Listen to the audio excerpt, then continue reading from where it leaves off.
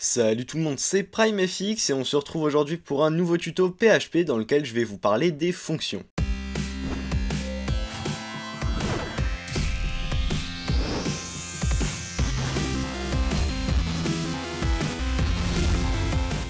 Alors les fonctions en PHP c'est quelque chose de très important et quelque chose d'extrêmement utile. Alors vous allez me dire mais si c'est si important pourquoi est-ce que tu nous en as pas parlé plus tôt dans tes tutos PHP? C'est simplement parce que pour moi je trouve que les fonctions ça vient un peu simplifier la vie j'ai envie de dire, mais c'est quelque chose qui simplifie un peu trop la vie et justement quand on va programmer c'est important d'avoir de bonnes bases bien solides et donc de répéter certaines choses. C'est mieux, je trouve que c'est mieux d'apprendre en fait sans les fonctions et de venir les rajouter par la suite. Après bien sûr c'est comme ça que j'ai appris, ça veut pas dire que ce sera comme ça que vous devez faire et ça veut pas dire que c'est la meilleure façon, mais pour moi c'est comme ça que je le vois, les fonctions ça vient simplifier la façon de programmer en évitant de répéter certains éléments et du coup pour avoir de bonnes bases, il vaut peut-être mieux répéter plus les éléments sans se servir de fonctions au début et rajouter ça par la suite. Bref, pour ceux qui sont collège, lycée et même après, pour ceux qui savent ce qu'est une fonction affine, je vais vous montrer un premier exemple. Donc si vous avez en maths par exemple, si on vous dit, alors pour ceux qui ne savent pas ou ne savent plus, peu importe, aucun problème, hein, je referai d'autres exemples juste après. En gros, une fonction affine, c'est f de x égale ax plus b. Hein, donc a fois x plus b, je l'écris comme ça, bêtement. Donc ça ici, ce qu'on va faire, qu'est-ce qu'on va avoir, pour ceux qui se rappellent, hein, on a a qui est une constante, b qui est une constante, donc ce sont deux valeurs qui ne changent pas, et x qui va pouvoir être modifié, un x qu'on va changer, donc c'est-à-dire que si on fait par exemple f de 3, ça va me donner a de 3 plus b, enfin a fois 3 plus b, si je fais f de 5, a5 plus b, etc. Et là, a et b, on va les définir. Et ben nous on va faire exactement la même chose, on va faire une fonction qui aura un nom, donc ça peut être f, g, h, ça pourra être un nom beaucoup plus long, on va lui faire passer un ou plusieurs paramètres, et ensuite on va les traiter, on va faire quelque chose de ce paramètre. Donc on va faire cette fonction affine, justement on va l'écrire, alors pour définir une fonction en PHP, on va écrire function. Ensuite, juste après ça, on va donner le nom de notre fonction, donc moi je vais par exemple l'appeler affine, on va mettre deux parenthèses, là-dedans on mettra les paramètres, et ensuite on va venir mettre des accolades. Donc ce que je vais faire ici, je vais demander un paramètre, donc le paramètre ce sera x, donc je vais mettre $x pour que ce soit la variable, hein, je peux pas écrire juste x comme ça vous le savez. Je vais venir à l'intérieur de cette fonction, et donc là on va dire r par exemple pour résultat, r égale a fois x plus b. Oups, $, voilà, plus b. Point virgule, et donc là, ce que je vais faire, je vais définir a et b, donc je vais les définir avant ou après, peu importe. Je vais les définir par exemple ici, a égale 5, ensuite je vais dire ici b égale 10, et ensuite je vais dire affine, entre parenthèses, de x, donc là on va dire par exemple de 2, voilà. Alors là, vous allez voir, hein, ça va mettre une petite erreur, hop, j'enregistre, j'actualise ma page à côté, je vais d'ailleurs vous zoomer un peu ça pour que vous puissiez mieux voir, voilà, si vous êtes sur un petit écran, et là ils me disent que les variables a et b sont pas définies. Pourtant c'est bizarre parce qu'elles sont définies juste ici, alors bon, peut-être qu'il faudrait les définir avant la fonction, on actualise la page, et bien non, elles ne sont toujours pas définies. Alors pourquoi est-ce que ça me fait ça? Eh bien c'est simplement, donc là je peux les remettre là, c'est simplement parce que les fonctions traitent les variables seulement qui sont à l'intérieur de cette même fonction. Donc quand on veut utiliser des variables qui viennent de l'extérieur, alors là je vais direct, hein, c'est vraiment un exemple déjà, on a des fonctions externes. Quand on va avoir des fonctions qui viennent de l'extérieur, des variables pardon, qui viennent de l'extérieur de la fonction, eh bien on va devoir dire que, on va devoir le préciser qu'elles sont externes. Et donc pour ça on va écrire global espace, et là le nom de la variable. Donc là on a A, donc on peut l'écrire comme ça, et là si je veux en ajouter une deuxième, je vais mettre simplement virgule et B. J'enregistre, j'actualise la page, et donc là ça ne m'affiche plus les erreurs. Alors là ça ne m'affiche pas de résultat, vous allez dire ça sert à quoi, enfin pourquoi ça n'affiche pas de résultat? Alors là le plus simple ce serait de faire un echo, on va se dire c'est ce qu'on a toujours appris, on va faire echo de R pour avoir le résultat. Alors ça me dit bien 20, hein, parce qu'on a ici 5 fois 2, 10, plus 10, 20. Hein, donc je répète, un a qui est égal à 5 fois x qui est égal à 2, donc a fois 2, 5 fois 2, 10, et ensuite plus b, 10, donc 20. On a le résultat. Le truc c'est que dans les fonctions, généralement, on va pas se servir de echo, on va pas afficher de texte comme ça, surtout si on n'a qu'une seule valeur à retourner, justement retourner c'est ce qu'on veut, on veut retourner une valeur, et donc pour ça on voit souvent à la fin des fonctions, on voit un petit mot, on voit simplement marqué return, qui veut dire retourner cette valeur. Donc si je fais un return de R, cette fois j'enregistre, j'actualise, ça n'apparaît plus. Alors vous allez me dire pourquoi on fait ça alors qu'on pourrait mettre echo et là en plus ça nous affiche pas la variable. Je fais ça simplement parce que c'est un peu une sorte de convention, voilà, on a beaucoup cette habitude dans les fonctions d'utiliser return, mais ce qu'on va pouvoir faire, on va faire ici un echo, et c'est ce qui est le plus utilisé, hein, honnêtement, c'est voilà, on fait un echo de cette fonction, et donc là, si j'actualise, on a bien 20 qui apparaît. Ensuite, donc ça c'était déjà un exemple assez costaud. Ce qu'on va pouvoir faire, on va pouvoir... alors je réfléchis à un exemple que je pourrais vous donner, parce que là j'avais pensé à l'exemple de la fonction affine, mais maintenant il faudra en trouver d'autres. Je vais vous montrer également voilà, qu'on peut ne pas passer de paramètres. Alors si on ne passe pas de paramètres ici, ce qui va se passer, vous allez voir, voilà, ça me dit missing argument 1 for affine, call, nanana, voilà, et ça me dit à la ligne 3. Donc ce que ça me dit simplement, c'est ici que ma fonction, elle existe, ma variable pardon, n'existe pas. Ici, il me le répète encore une fois, la ligne numéro 5, on veut se servir de x, mais elle n'existe pas. Et donc là, ce qu'on peut faire, on peut lui donner une valeur par défaut. Donc là, si je dis par exemple x égale 1, que je la mets ici, j'actualise, ça va me donner 15, hein, simplement parce que 5 fois 1, 5, plus 10, 15. Donc ça va bien me donner le bon résultat. Et ici, si je reprécise ma valeur, si je remets 5, ça va m'afficher 20, ça va m'afficher 35, pardon. J'avais mis quoi avant? Oui, j'avais mis 10 avant, donc là c'est bon. Hop, je vais remettre 2. Voilà, c'est ce que j'avais mis avant, pardon, je croyais que j'avais mis 5. Donc si je mets 2 ici, ça va prendre le 2, ça va prendre la valeur... En fait, si vous voulez, la valeur que je vais passer ici en paramètre de la fonction sera prioritaire à celle-ci, mais si aucun paramètre n'est passé là, eh bien c'est cette valeur qui sera prise en compte. Simplement, voilà, c'est un petit peu une valeur de secours. Donc là, ça m'affiche le résultat d'avant. Si je l'enlève, ça ne me fait pas d'erreur, ça me dit simplement, ça utilise x égale 1 qui est ici. Ce qu'on peut également faire après, bien sûr, on peut venir passer plusieurs paramètres à une fonction. Donc c'est-à-dire que si ici je veux définir a, b et x dans la fonction, enfin dans les paramètres, eh bien je peux le faire en laissant x par défaut d'ailleurs si je le souhaite. Je vais dire a, ensuite b et pour terminer x. Donc là, je pourrais laisser la valeur de secours, mais je vais l'enlever. Je vais ici supprimer a et b, on n'en a plus besoin, global a et b non plus. Et donc là, si je veux mettre par exemple 5, ensuite je vais mettre une virgule 2 et 10, voilà, ce sera mes paramètres. A sera égal à 5, B à 2 et X à 10.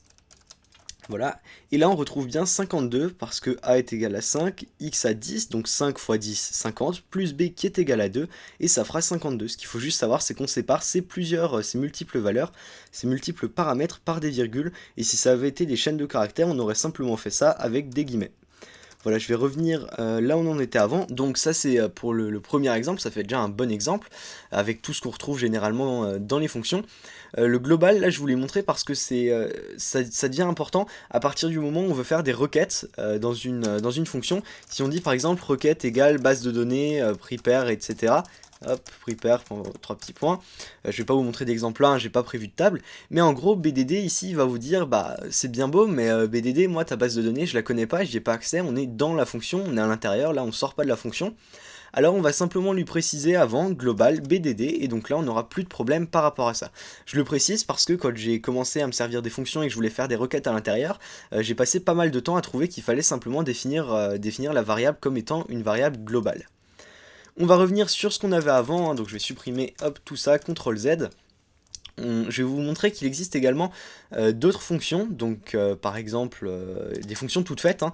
Je vous en avais déjà parlé, certainement, il y en a dont je vous ai déjà parlé. À partir du moment où on va avoir un mot ou un nom, voilà, un nom suivi de parenthèses, ça va être une fonction. Donc c'est pareil dans tous les langages de programmation. Hein. strlen ici va nous retourner la longueur d'une phrase, d'une string, voilà, d'une chaîne de caractères, pardon, je cherchais le mot. Donc si je fais strlen ma chaîne de caractères, j'actualise, ça ne m'affiche rien. Et donc là, vous voyez qu'on est sur le même principe qu'avant, c'est simplement parce que la valeur ici est en return, comme je l'ai fait ici. Et donc pour afficher la valeur, il faut faire un echo de strlen. Et donc là, ça m'affiche, alors je les ai pas coupés du coup, donc je vais faire echo br pour faire un petit saut de ligne, hop, et donc là on a bien 23, et ça c'est la longueur de la chaîne de caractères. On peut les compter, hein, 1, 2, 3, 4, 5, 6, 7, 8, 9, 10, 11, 12, 13, 14, 15, 16, 17, 18, 19, 20, 21, 22, 23, voilà. Ouais, c'était pour montrer, j'aurais dû prendre une chaîne un peu plus courte, mais enfin bon, en tout cas vous voyez que ça correspond bien à la valeur. On a par exemple un strreplace, on a par exemple voilà, strreplace qui permet de remplacer un mot dans une chaîne, etc. On a pas mal de fonctions qui sont déjà faites comme ça en PHP. Et ce qu'on peut faire avec nos fonctions à nous, on peut en utiliser à l'intérieur, on peut imbriquer des fonctions sans problème. Donc si je veux par exemple faire... alors qu'est-ce que je pourrais faire comme fonction? Un truc qui soit utile, je vais l'appeler... alors je suis en train de réfléchir. Sur une chaîne de caractères, qu'est-ce qu'on pourrait faire sur une chaîne de caractères qui soit utile? Je vais regarder, j'ai plein de fonctions, voilà, je voulais vous montrer ça après, mais du coup je vais garder ça.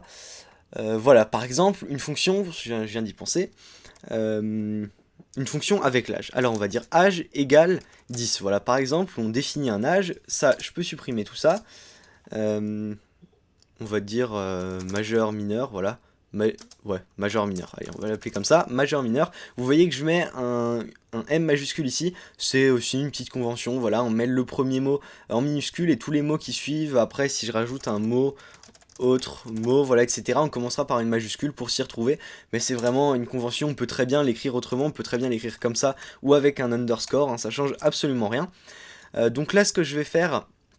Je vais garder mon paramètre, donc je vais dire que le paramètre c'est âge. Bien sûr là je l'appelle âge, mais c'est pas obligé d'être le même, hein, tant qu'on passe un paramètre c'est bon. Donc ce que je vais faire ici, ouais, j'ai pas besoin de définir la variable en fait, je vais dire majeur, mineur, et en fait on va vérifier si la personne est majeure ou mineure. Donc je vais faire majeur, mineur de 10, ensuite je vais faire echo, et donc là à l'intérieur on va faire simplement if âge est supérieur à 10, dans ce cas-là, elle est supérieure à 18, pardon, supérieure ou égale d'ailleurs. Dans ce cas-là, on va dire return, vous êtes majeur, voilà, comme ceci, et else, sinon, si l'âge n'est pas au-dessus de 18, return, vous êtes mineur. Voilà. On actualise ça, donc là j'ai pas mis l'encodage, alors je vais enlever ça histoire que ça fasse pas d'erreur comme ça, voilà. Et donc là ça me dit bien vous êtes mineur, parce que l'âge ici que j'ai fait passer en paramètre est de 10, si je mets 18 ça va me dire vous êtes majeur, etc. Si je mets par exemple 25 ça va également me dire vous êtes majeur, voilà, ça ne change pas. Donc là c'est une façon de faire, et vous voyez que là ça prend déjà un peu plus de sens, si on veut vérifier par exemple sur une liste, si toutes les personnes sont mineures ou majeures, etc. Ça peut être un exemple, et bien au lieu de répéter le if et le else à chaque fois avant de connaître les fonctions, on va simplement définir notre fonction et ensuite on va faire echo plein de fois.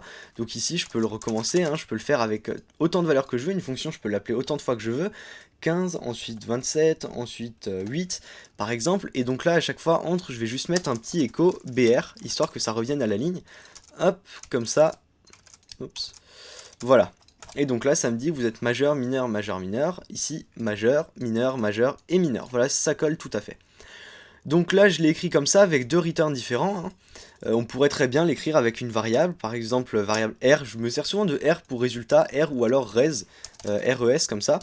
Voilà, je vais garder R, ensuite ici R égale, et donc là on aurait très bien pu dire return R, vous allez voir que c'est exactement la même chose, voilà, ça ne change rien si j'actualise la page. C'est à peu près tout ce que j'avais à vous montrer pour les fonctions. Je vais juste revenir à ce fichier, c'est ce que je voulais vous montrer justement pour la fin. Les fonctions, la façon dont je m'en sers souvent, ce qui est d'ailleurs souvent fait, hein, c'est ce qu'on lit sur des forums, sur des sites de cours, etc. Vous retrouverez généralement un fichier PHP, donc c'est-à-dire que là je vais avoir mon index, tous mes fichiers de site internet, et si je fais ici nouveau dossier, et que je mets par exemple PHP, à l'intérieur on va avoir le fichier de configuration, d'autres fichiers en PHP, voilà, qui pourront servir, et on va avoir un fichier qui va généralement s'appeler functions.php, voilà, vous voyez là, primetime, voilà, c'est un dossier que je m'étais fait, php/functions, donc c'est bien un fichier qui regroupe toutes les fonctions, donc il n'y a pas de code là-dedans, il n'y a vraiment que des fonctions les unes après les autres, voilà, vous voyez par exemple une pour convertir un contenu, une autre pour vérifier un article, une autre pour encoder une URL mais à ma façon, sans utiliser la fonction prédéfinie de PHP. On a également quelque chose pour tronquer du texte, quelque chose pour avoir les miniatures, temp text, voilà, convertir une date par exemple, ici une petite fonction que j'avais créée qui va permettre de retranscrire, de traduire pardon, une date en français quand on l'a en anglais, etc. Voilà, vous avez plein de trucs comme ça. Avec les requêtes par exemple, on veut avoir le Twitter de quelqu'un qui est dans notre base de données, et bien on sélectionne le Twitter du membre, voilà, et on va l'afficher, retourne Twitter, voilà, je l'ai écrit comme ça. On voit bien global BDD qui est défini ici, mais voilà, c'est plein de petits exemples comme ça, à quoi peut servir d'avoir des fonctions. Si on veut le pseudo de quelqu'un de la base de données, de quelqu'un des membres ici, eh bien on fait simplement, au lieu de refaire toute cette requête à chaque fois qu'on veut un pseudo, on fait simplement à chaque fois getName et de l'id, on passe le l'id en paramètre, et hop, ça nous retourne le pseudo automatiquement, pareil pour la biographie, pour YouTube, Twitter, etc. Je vous l'ai montré. Bref, c'est vraiment, ça vous simplifie la vie de pouvoir faire quelque chose comme ça. Quand vous faites un fichier à part, il faut juste pas oublier de l'inclure, donc c'est-à-dire, si, bah, je vais vous montrer, je vais vous faire un dernier exemple, allez. Je vais prendre ma fonction qui est ici, je vais la mettre là, je vais faire enregistrer, je vais appeler ça functions.php, je vais le mettre dans mon dossier PHP, donc ici je suis dans mon index, et là si je fais, si je viens, hop, je vais mettre ça là ça me dit call to undefined function major minor, nanana, in wamp, etc. Donc là ça veut dire que j'appelle une fonction qui n'est pas définie. Alors simplement pour la définir, elle est dans mon fichier ici, donc déjà il faudrait que je rajoute, ça j'ai oublié, il faudrait que je rajoute le PHP et que je le ferme ici. Mais même si je fais ça, vous allez voir que ça me fait toujours voilà, la même erreur, simplement parce qu'il faut inclure le fichier functions. Donc on va faire include, ensuite ici on va dire php/functions, on met simplement le fichier, enfin le chemin vers le fichier, le path du fichier, comme on retrouve dans beaucoup de syntaxe, ça s'écrit comme ça, tiens je vais vous le donner, ça donne toujours une astuce. Quand vous retrouvez quelque chose où il y a marqué path en anglais, c'est simplement le chemin, voilà ça, ce que j'ai ici, php/function, c'est le path du fichier. Voilà, c'est un petit truc comme ça, si vous le lisez, moi j'avais pris, au début je savais pas ce que ça voulait dire quand je voyais ça dans des documentations anglaises.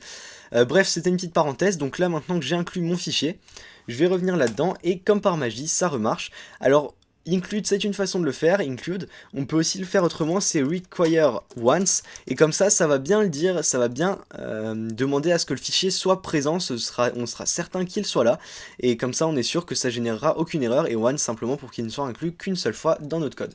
Et donc là j'actualise et ça me donne toujours la même chose. Et pareil, après je peux refaire autant de fonctions que je veux, je peux faire une fonction comme je veux, voilà, la fonction affine, je pourrais la refaire ici, je peux définir ma fonction et je peux la mettre à côté. Fonction par exemple, dire salut, ou dire salut par exemple, return salut. Et donc là si je l'appelle, on peut très bien faire une fonction oui sans paramètres, mais il faudra quand même mettre les parenthèses. Et donc là si je fais appel à cette fonction, si je vais par exemple rajouter ici echo et que je mets dire salut, hop, même si je mets pas de paramètres, je peux pas faire ça, sinon ça va me faire une erreur, voilà, ça me dit undefined constant, parce que ça ce serait le nom d'une constante. Et bien je vais simplement venir mettre des parenthèses à la fin avec aucun paramètre, avant le point virgule par contre, voilà comme ceci, et donc là j'actualise ma page et ça me dit bien salut. C'est tout pour ce tuto, j'espère qu'il vous aura été utile et j'espère qu'il vous a plu. Si c'est le cas, n'hésitez pas à mettre un pouce bleu, à me suivre sur les réseaux sociaux, vous avez tous les liens dans l'outro et dans la description. Et sur ce, je vous dis à très bientôt pour de prochaines vidéos.